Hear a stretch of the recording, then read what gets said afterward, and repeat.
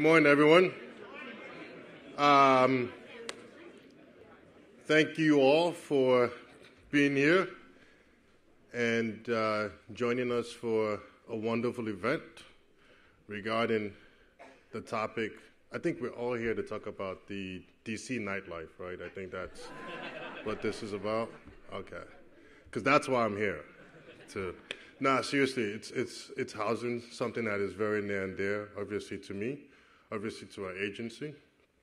Welcome to my other house, the hat that I wear very, very proudly, and the hat that I am glad to wear on behalf of the mayor, our distinguished mayor of the District of Columbia, where I get to serve as the chair of the Housing Finance Agency. We do a whole lot of stuff, which I'm going to let Chris tell you all about it because I have no idea what he does or what they do anymore at the agency. But no, seriously, thank you all for being here today. But before I continue, I'd like to acknowledge all the board chairs of the Housing Finance Agency who work tirelessly to make sure we continue to provide much needed affordable housing here in the District of Columbia. So all my fellow board members do stand and be acknowledged.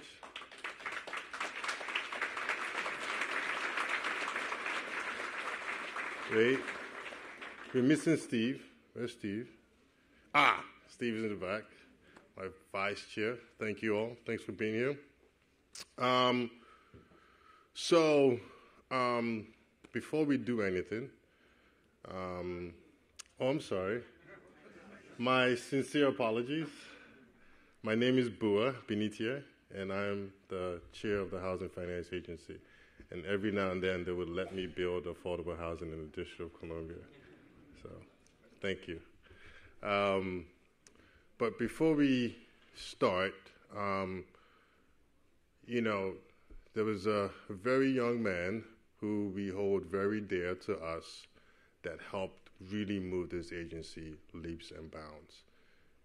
He gave his all to the district, and he wanted the district to prosper like everybody else. And he also wanted to make sure that the folks who needed the housing got the housing that they needed, and that the businesses who are located in the district also got to prosper with the district as well.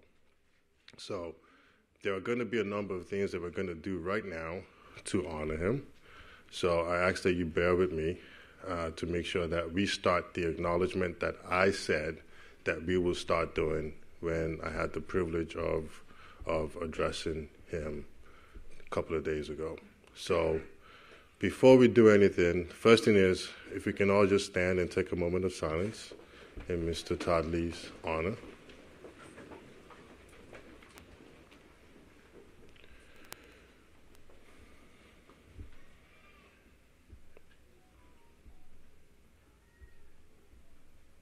Thank you. Then the second thing is, we're going to invite his wonderful family up here. So Melissa, Brooklyn, Tristan, if you guys don't mind, come on. Come on.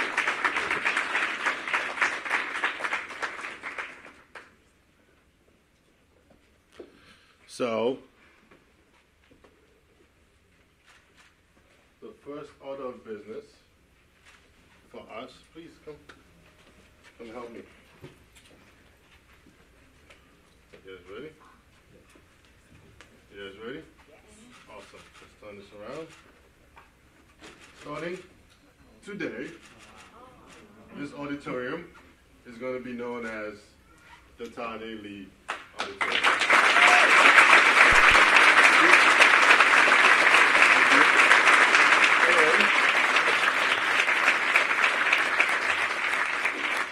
And we have one more matter to unveil for you all, and I'll let my current interim director, Mr. Christopher Donald, talk about what it is that we're going to be doing in Mr. Lee's honor going forward.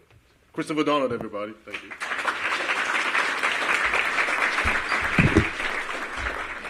First of all, I'm going to tell Todd that we've never had this many people in our auditorium before, and that he didn't leave us enough chairs. So one of the things that was really important to us was to remember the things that were important to him.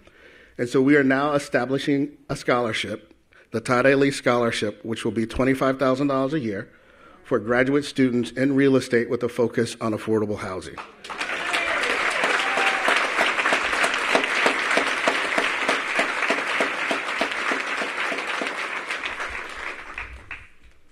So we will post more information about the scholarship on our website.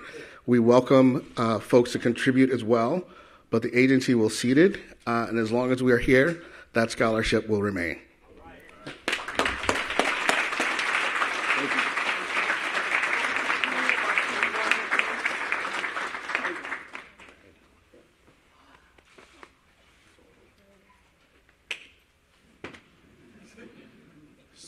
So, just like everything Todd does, he looks to find the money and just give it all away. So, that's what we're here to do. So, his name, for as long as we have anything to do with it, will continue to live on. It's a true pleasure to serve the District of Columbia in this capacity. I'm happy to do it. I want to continue to do it. And I pass the mantle on to Mr. Donald to talk about what we're doing going forward. Thank you. So again, Christopher Donald. So both Todd and I guess the mayor's 36,000 units are a thing now. So all of you are here for that, and we're very, very excited.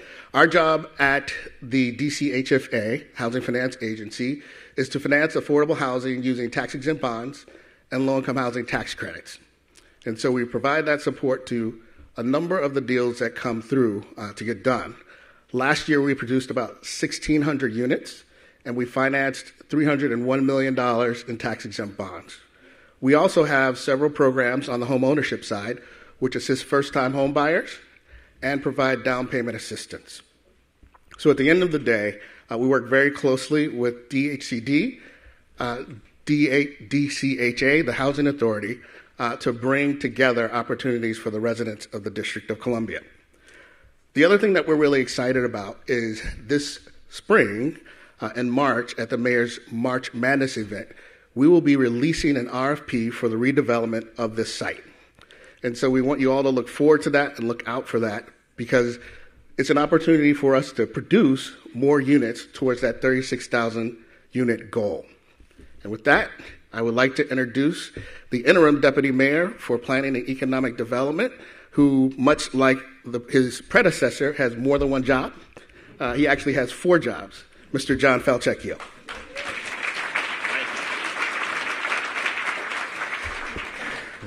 Thank you, Bua, to Chris, and to the Lee family. Thank you for being here. It means so much that you're here. One of my last conversations with Todd was about this very event, and we wanted to start off the new year to talk about our top priority, which was building more housing for the residents of the district. I was reminiscing with Melissa about I never really heard Todd Lee say no.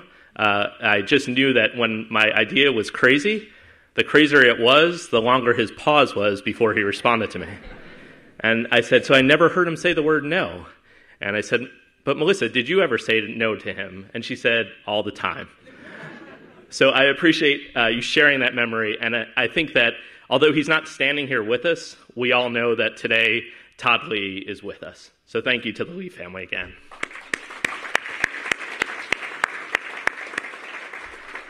So why are we all gathered here today? We're here to talk about the ambitious goal that Mayor Bowser set to create 36,000 new homes by 2025. It's a goal that is ambitious. And one of the ground rules for today is we're going to throw a lot of facts and figures and statistics at you. Feel free to have those phones out to take notes, to tweet about it. We'll ask you to use the hashtag 36,000 by 2025. You could also use that in order to ask us questions. We may leave some open questions that you may have. Use that hashtag 36,000 by 2025 to ask us questions that you feel didn't go answered today. So everybody has permission to have your phone out as this program proceeds. So 36,000 by 2025 was a goal that the mayor set in order to give us a push on the most important issue to our residents. She set that goal after consulting with the Office of Planning about a regional goal that we know that we as a region need to push forward. And we decided that we wanted to be a leader on that goal. So on January 2nd, 2019, at her second inaugural address, Mayor Bowser announced that we would build 36,000 new homes by 2025. Just to show you how ambitious that is, we looked at when was the last time we created 36,000 new units of housing. The last time we did that, it took us between 2004 and 2018 to create 37,000 units of housing. So to put that in perspective, we're going to build as many units of housing as we built from 2004 to 2018 in the time of 2019 to 2025. We're going to double our pace of production. Now, we can't do that alone. So my first job, I know Chris mentioned I have a couple jobs, but my first job with Mayor Bowser coming back to district government was as the transition director. And as I was thinking about what the transition director would do, I talked to other people who had done transitions before. And what I came to the transition knowing was that the mayor is the person who sets the vision. And then it's incumbent upon all of us to put in place the people, the policies, and the processes in order to see that vision to reality. So that's what we're here to talk about today. How do we put in place the people, the processes, and the policies to achieve the 36,000 by 2025 goal? So I'll start with the policies, and we're going to have the speakers come up and elaborate on these a little bit more. So if you want to start tweeting those questions, you could do that now, and we'll make sure the speakers maybe get a little bit of a heads up about that. We'll put them on the spot a little bit. But for the policies, when you look at our inclusionary zoning program, the Office of Planning has looked at that program to see how we can improve it, and that's why earlier this month they rolled out IZ+. Andrew Trueblood, our director, is going to talk a little bit about that today, as well as another big policy decision, which is the comprehensive plan, which we will finalize this spring and send to the council for approval. And then we talk a little bit about the processes. There are processes that are handled by many of our housing agency partners, including the Housing Authority and DHCD. When the mayor put forth $100 million in the Housing Production Trust Fund, making us the largest investment per capita of any jurisdiction in the country, she looked to DHCD to administer that money. And so that's part of those processes that we talk about. And then, of course, there's the people. Many times you think that in order to achieve the goal of 36,000 by 2025, you'll look to the people who are on the stage today. But what I want to do is make sure that we challenge you that it doesn't happen just with us. It takes all of us in this room to do it. We're on the beginning of Martin Luther King's holiday weekend, and one of my favorite speeches ever is his final speech. And what he talks about is that when people come together, that something is happening, right? And so when a mayor puts forth a vision of creating 36,000 units by 2025, something is happening. When a mayor invests $100 million in a housing production trust fund, something is happening. And then when folks gather in a room, an auditorium, to talk about housing and how we're going to work together to achieve that ambitious goal, I say that something else is happening. So again, we don't do any of this alone. We do it together. And so I'm so excited for all of you. So let's give yourselves a round of applause for joining us today. So without further ado, let's hear from some of our housing agency partners. The first up is our partner at the Housing Authority, Tyrone Garrett.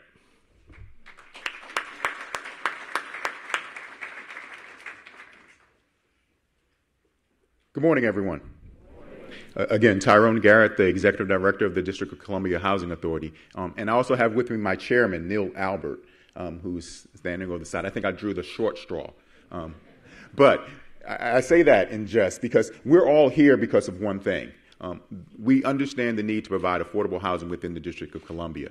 And since my tenure began 2 years ago, that has been the goal of the Housing Authority, to transform our agency through opportunities to preserve and also to create affordable housing opportunities within the district for our most vulnerable residents.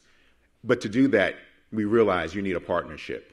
And I'm so honored to be included with the other sister agencies that are going to be taking and embarking upon this bold journey that Mayor Bowser has put before us. I think it's incumbent upon all of us to understand that we will work together and have to work together in order for this to actually occur. The Housing Authority, through its transformation plan, has identified a myriad of ways in order to obtain this particular goal that the mayor is seeking, but without a process, without policies, without innovation and creativity, we won't arrive at that goal. So the Housing Authority, through its transformation plan, has created a very ambitious and structured opportunity to preserve and to revitalize, and in some cases to actually develop more opportunities for affordable housing for everyone. And that's our goal, and will continue to be our goal and our mission throughout this tenure of 2020 till 2025. To do that, again, though, we need DHCD, we need the Office of Planning, and we need HFA, they're the money people, to assist us. I'm giving a hint to Chris to make sure we get some money going. But that's the whole goal. And through this plan, through our transformation plan, we think that we can provide the necessary resources, the necessary opportunities in order to make that happen. And we've been meeting with various agencies on basically a monthly basis now for about the last 6 months, and meeting with members of the administration to decide exactly what role the Housing Authority will actually play and how we can assist. And from that, the biggest key, the person that keeps this all together, in all honesty, is Andrew Trueblood through the Office of Planning. He is the entity. He is the person. His team is going to help assist the Housing Authority to create opportunities for more density, create opportunities for more opportunities for more value for the Housing Authority assets. And that value then creates more units. And that's how we get at least how the Housing Authority will contribute to the goal of 36,000 by 2025. So I asked Andrew to come up. He'll be a little deeper than I was, but just know we're all in this together, and I truly appreciate this honor.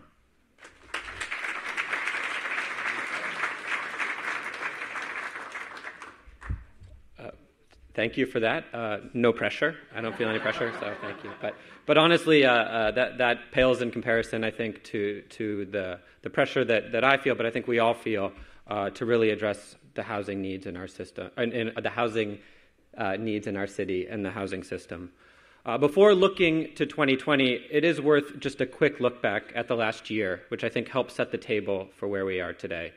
Last year, the mayor took a bold lead in addressing the gaps across our housing system, from homelessness to homeownership, and the needs from individual neighborhoods to necessary action required at the regional and federal level. Deputy Mayor Falchicchio mentioned the 36,000 goal that that the mayor dropped in her inaugural address in January, but that was followed up by a mayor's order in May that directed agencies across the district to work together. It was followed up in September by a resolution at the Metropolitan Washington Council of Governments to create more housing across the region between 2020 and 2030. And then in October, we released a housing equity report. The Office of Planning, the Department of Housing and Community Development, the Deputy Mayor's Office, and the Mayor released an equity report that talks about where we need to look to create additional opportunities for affordable housing across our city and to address historic inequities in our housing market. The mayor has said that to truly address our housing needs and to overcome decades of housing policy that have not met our needs, we must think and act differently. In fact, yesterday's Economist magazine headlined with the significant problems of our housing market faces because of over half a century of inequitable and restrictive policies, which have made it impossible for vibrant and growing places like the district to keep up with the demand for housing. I'm excited that at the Office of Planning, we are spearheading one of the opportunities to think differently about our housing system through the update of our comprehensive plan. In fact, the first of 4 major themes that we talk about when updating the plan is housing. The other 3, which are also related, are equity, resilience, and public resources. In the draft that the mayor released in October, we propose addressing housing affordability across the income spectrum and better aligning land use policies with our housing goals. This includes creating additional density, or the term that we have, I guess, coined together is upflumming, especially across our corridors and high opportunity areas. The public review for this draft ended last Friday, and ANCs will have until February 14th, or Valentine's Day, to weigh in. I want to thank those of you in the room, and I see many in the room who have engaged with us over the last year, over hundreds of meetings, but especially the last few weeks or few months as we've gone through public review. Already, we've had great comments from you and others, and we are working to ensure that ANCs have the information they need to weigh in as well. So, for OP, our New Year, New Housing goal is a commitment to do everything we can to ensure that we have an updated comprehensive plan in the year 2020. We will be sending the mayor's proposal to the council in the spring to allow them ample time to review, have hearings, and mark up the bill, as well as pass it in the fall. Our goal is that the council will have a hearing before their summer recess. And our call to action, the deputy mayor mentioned, this is not just those who are speaking. This isn't even just agencies and government. This is really all of us that have to be involved to address these issues. Our call to action is that we all have a role to play to ensure that we can meet this critical timeline and have our comp plan passed. Because the current comp plan, honestly, is not aligned with our current goals. It must be updated as soon as possible for our city to have a shot at meeting the critical needs the mayor has outlined. In addition to this big ticket item of the comp plan, we are also looking for ways of ensuring additional affordable housing density. Additional density can create additional affordable housing opportunity and affordability. So a few weeks ago, the Office of Planning proposed expanded IZ, or what we call IZ Plus. IZ Plus is a proposal to the Zoning Commission to expand inclusionary zoning, to allow for upzonings to include a higher percentage of affordable housing. Currently, IZ requires between 8 and 11% of a building to be affordable. Our proposal would allow between 10 and 20% of a building based on the additional density provided through an upzoning. OP is working with the Zoning Commission to refine the proposal, and the first hearing will be in the spring. There will be ample opportunities for the public to weigh in starting at that time. In closing, we are excited to do our part to help reach the mayor's bold goals of 36,000 new housing units and 12,000 new affordable opportunities for low-income residents. But to speak more about that 12,000 number, I am excited to introduce Drew Hubbard, the Deputy Director of the Department of Housing and Community Development.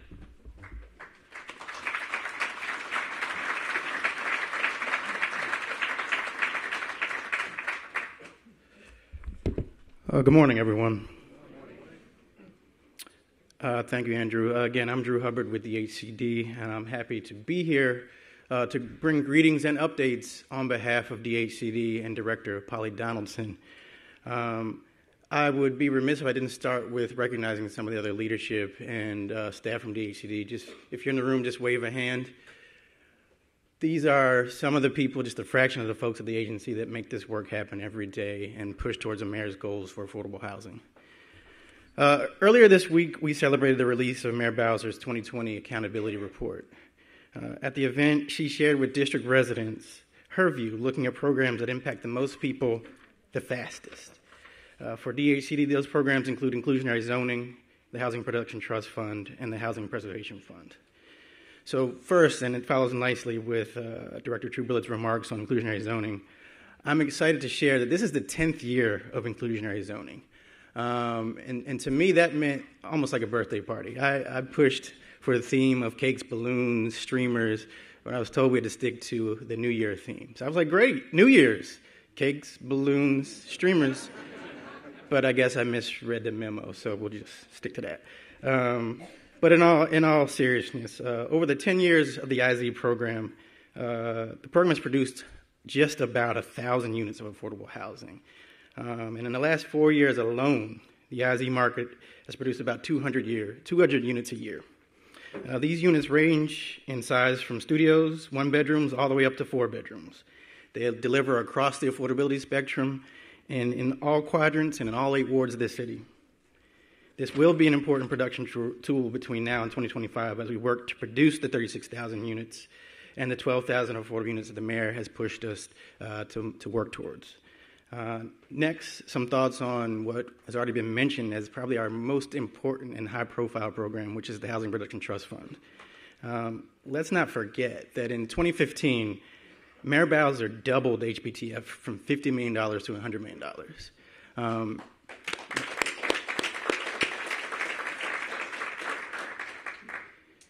And she's kept that level of commitment steady through her first term, and was very adamant that we needed that level of funding, and she pushed herself to make sure it was there.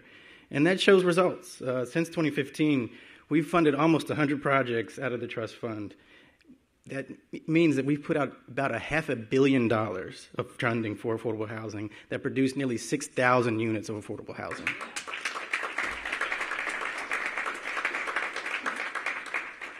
But that wasn't enough. The mayor didn't stop there. Last year, she proposed even more in the budget. She proposed $130 million in the trust fund.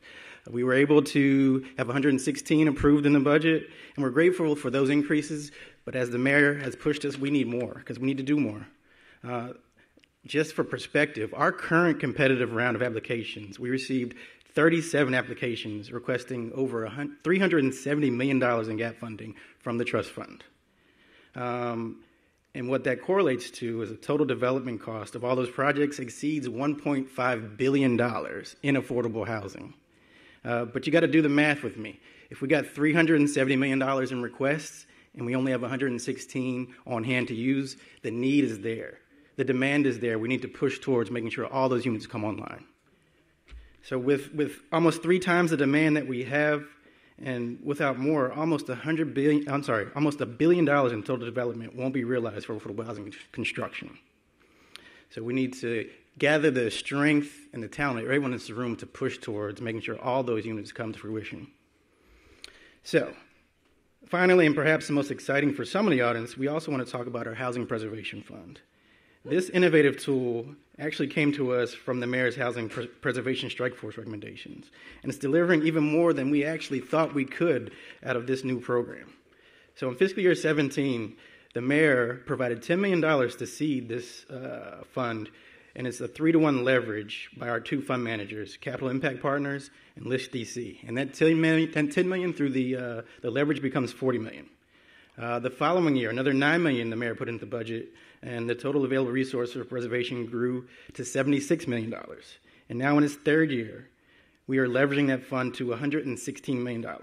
So if you put that together with the trust fund, we essentially have 2 more than $100 million funds for affordable housing that the mayor has put in place for the residents of the District of Columbia.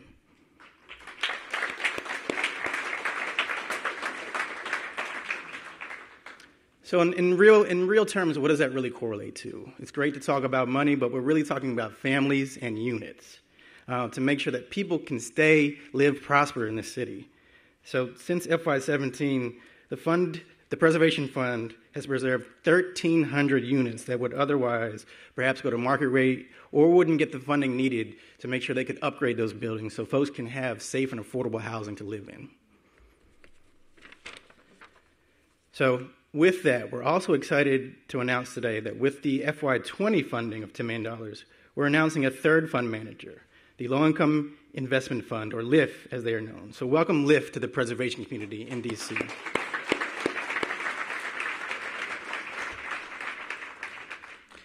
So everyone who has been before you has already said this. The mayor has set very ambitious goals, and it's going to take everyone in this room to help us get there. And you all are really the driving force to make sure that we realize her vision on behalf of the residents of the District of Columbia. 36,000 new units, 12,000 of which to be affordable. You're going to hear that number over and over again. And the mayor's pushing us, and we're going to meet her demands and her vision to get there. So with that, I'd like to bring up our next speaker, Sarosh Alpawala, who is the Director of Real Estate for the Department, for DMPED. Thank you. Thank you very much. I appreciate it. My name is Sarosh Alpawala. I will be very brief. I'm actually just here to introduce my esteemed colleague. But I do want to echo my colleague's enthusiasm about all that we've done for our housing goals with Mayor Bowser. At DMPED, as all of you in this room know, we are focused on jobs, tax revenue, and of course, affordable housing. But we've also had some other amazing announcements over the past couple of weeks. Of course, excuse me. Whole Foods is coming to Walter Reed. I saw that, I think Scott just walked out. Whole Foods is coming to Walter Reed. They're joining veterans and senior affordable housing, as well as apartments and townhomes that are coming up, Scott. We are also getting a grocery store in Ward 7 at Skyland. That's tremendous. Lidl is coming, and they recently topped out, and they are 200 units of apartment housing, as well as thousands of square feet of retail. So that's going to be amazing. And then, of course, just last week we broke ground on the MLK Gateway project, which is going to bring 150 tech jobs to historic Anacostia, a corner of commerce at MLK and Good Hope Road.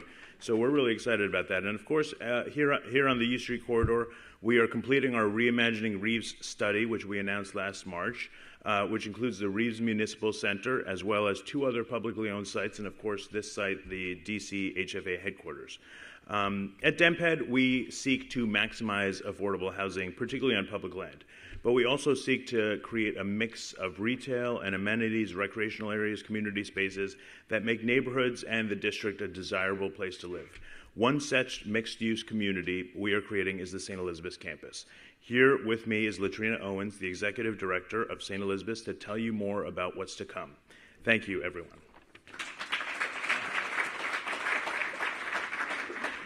Thank you, Sarosh. Again, my name is Latrina Owens. I'm Executive Director of the St. Elizabeth East Redevelopment. It has been an exciting time on the campus of St. Elizabeth, can I say.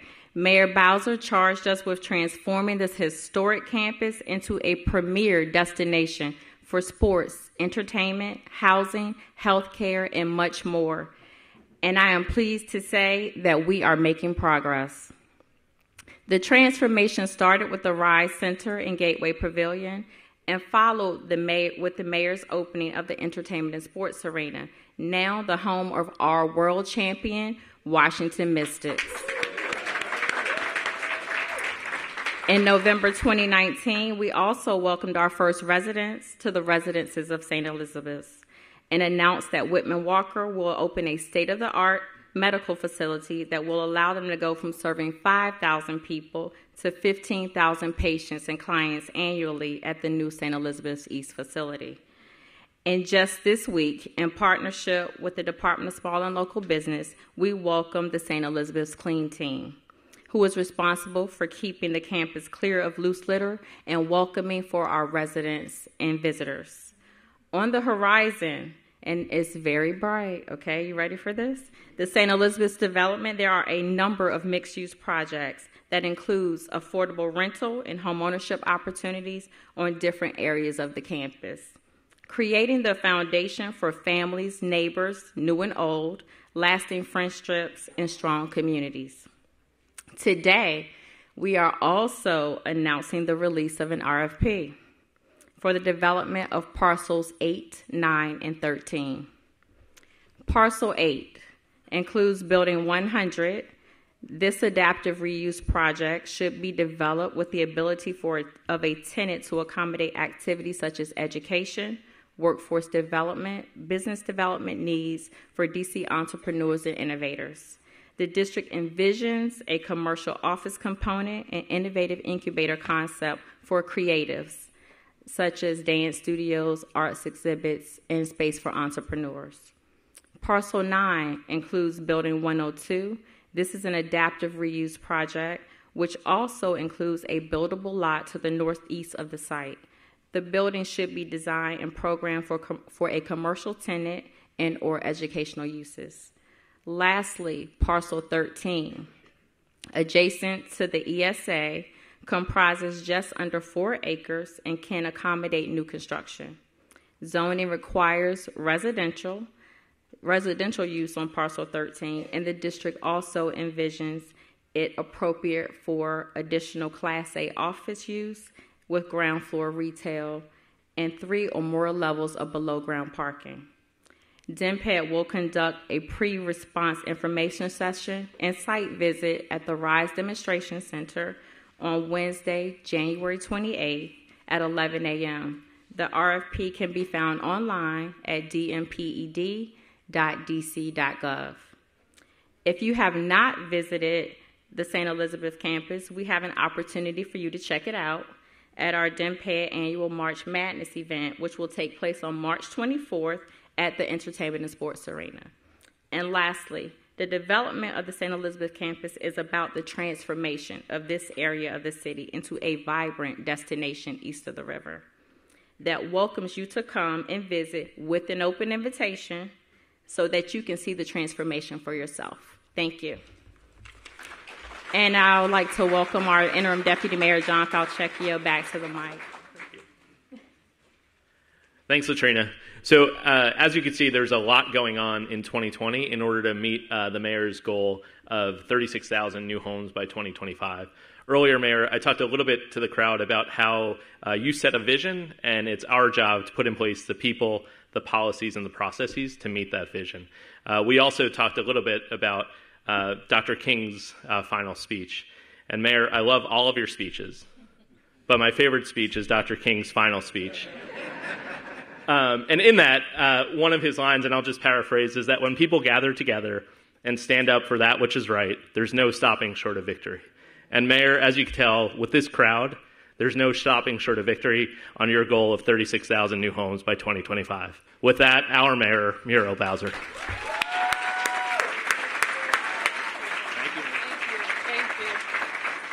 Thank you, everybody, and it's a pleasure to be with all of you, and I want to acknowledge and thank all of the speakers before me. I had a chance to listen as I was traveling to today's event and heard so much good explanation of the hard work that so many people in D.C. government have been doing for the last 5 years. And I want to thank and acknowledge all of them. So give my economic development and housing teams a big round of applause. And I want to especially acknowledge Melissa, Tristan, and Brooklyn for being here as we pay a special honor to your husband and dad, who was an exceptional leader, an innovator in housing, and who will be greatly missed. To our team here at the Housing Finance Agency, I think this is my first event ever at the Housing Finance Agency. I come every year when you invite me to celebrate the holidays and focus on some of the projects. But I think it's also very fitting to be here because a lot of people don't know how integral the Housing Finance Agency is to closing gaps in affordable housing projects and making sure they go forward. So give our team a huge round of applause. I also want to acknowledge a couple of volunteers who sacrifice a lot of time away from their own organizations to help us lead our housing affordability campaign, and that's Bua Benitier, who's the chairman of the DCHFA board. Give Bua a big round of applause. And Neil Albert, who chairs the board of our of DCHA's board. Give Neil a big round of applause. And I want to thank all of the members of the council who gave those volunteers the second opportunity to keep leading in affordable housing. So thank you to our at-large council member for housing, chairwoman of the council's housing committee, Anita Bonds, who's here in the front row. And she's not playing when it comes to affordable housing. And the Ward 1 council member, Brianne Nadeau, who I understand is here. There she is in the back. Thank you, Brianne, for being here. So I have one correction to make for all of the speakers, because I heard said many times that this is Mayor Bowser's affordable housing goal. And let me be clear. This is our affordable housing goal. And that goal, we didn't pull it from the sky. We looked around what's happening in our region and in our city, and we listened very closely to the gap of people who want to live in the D.C. region, which is among the hottest regions in the nation, and live in Washington, D.C., which is the best city in the world. So if we are to continue the type of growth that has allowed us to be a vibrant city, that has allowed us to generate the types of tax revenue that gives us the ability to invest in our schools, into our world-class parks and recreation system, into our arts and entertainment and culture, then we have to continue the type of robust, neighborhood-sensitive economic development that allows us to do that. You will like this, Anita. When I was on the council, I chaired the council's committee on economic development, and I insisted then that housing be a part of that committee. I said often that housing is economic development, and it's true. Right, Reverend Jim?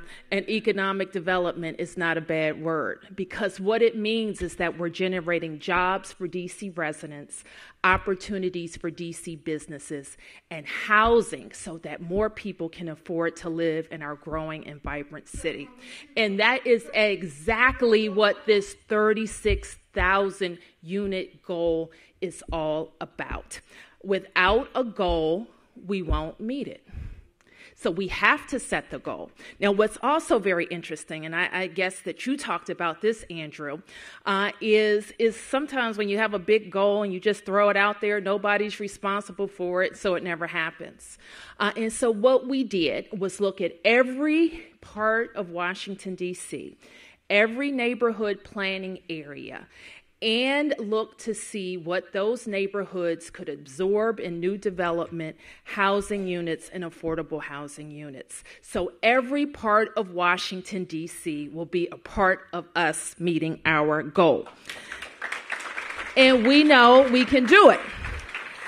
Because when I asked every part of Washington, D.C. to be a part of closing D.C. General and creating short-term family housing units in every ward of Washington, I won't say it was easy, but every part of Washington, D.C. will have short-term family housing. So that is the model that we will follow to get to 36,000 by 2025.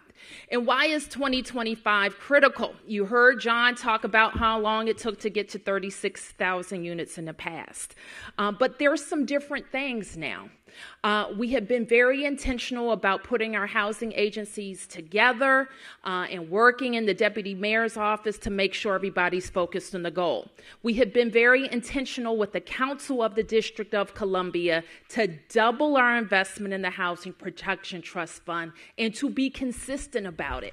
What I've heard from nonprofit developers and for-profit developers alike is the district's consistency in funding will allow us to be prepared to be your partner in the future. So 5 straight years of over $100 million out of the Housing Production Trust Fund, the bureaucracy getting it right and getting those dollars out the door, the development community getting it right and getting shovels in the ground, allows us to make an even better case when I present my budgets with increased dollars for affordable housing.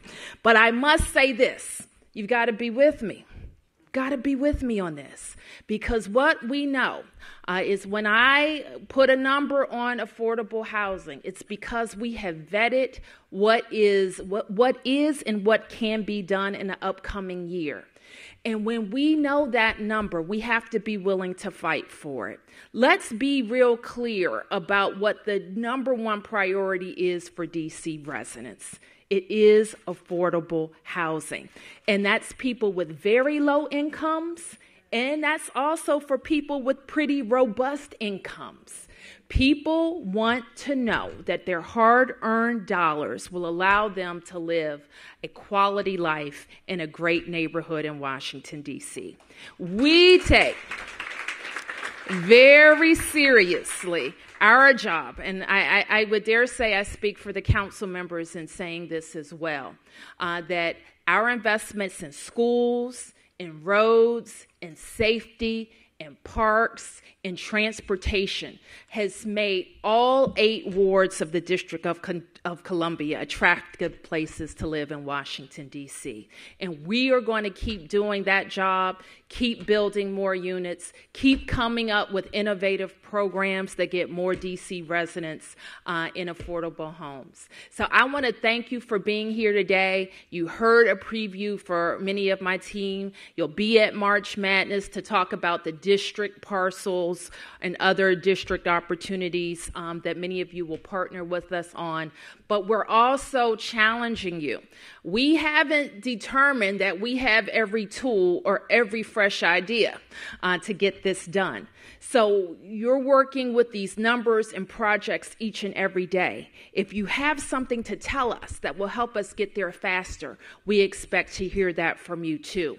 In February, we will be across the city with our sixth set of budget engagement forums where we will lay out to you the difficult job of balancing the district's budget, and you will give us citizens, business owners, and everybody who cares about how we build a more inclusive Washington, D.C., all of your ideas. So thank you very much, everybody, for being here.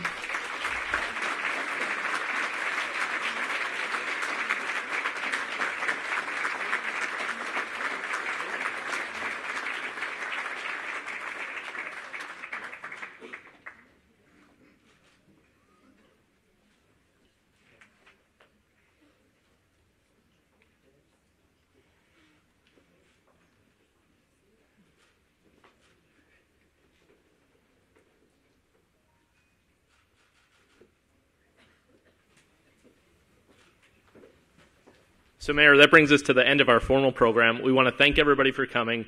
There were a couple dates that were mentioned. I want to remind folks, February 8th, we're going to continue a conversation that's going to be a little bit more interactive.